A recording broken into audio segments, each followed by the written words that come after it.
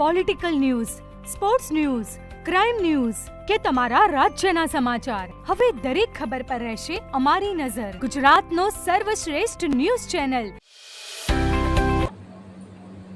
ચણસમા પ્રાથમિક કુમાર શાળા નંબર 2 ખાતે સોમવારે તારીખ 10 ઓગસ્ટ 2026ના રોજ તાલુકા આરોગ્ય કચેરી દ્વારા રાષ્ટ્રીય કૃમિ મુક્તિ દિવસ અંતર્ગત કાર્યક્રમનું આયોજન કરવામાં આવ્યું હતું.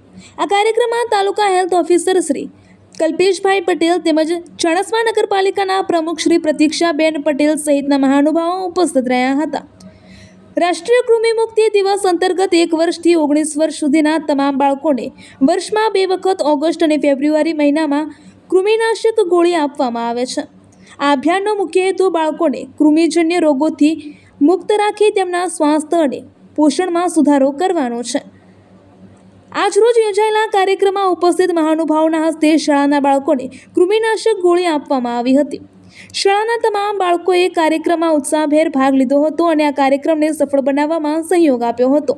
આ કાર્યક્રમમાં તાલુકા આરોગ્ય કચેરીનો પરિવાર, શાળા પરિવાર તેમજ પત્રકાર મિત્રો ઉપસ્થિત રહ્યા હતા. આ કાર્યક્રમને સફળ બનાવવા બદલ શાળા પરિવાર દ્વારા તમામ મહાનુભાવો, આરોગ્ય વિભાગના કર્મચારીઓ તથા પત્રકાર મિત્રોનો આભાર વ્યક્ત કરવામાં આવ્યો હતો. અહેવાલ કમલેશ પટેલ સાથે જય કિશન પટેલ.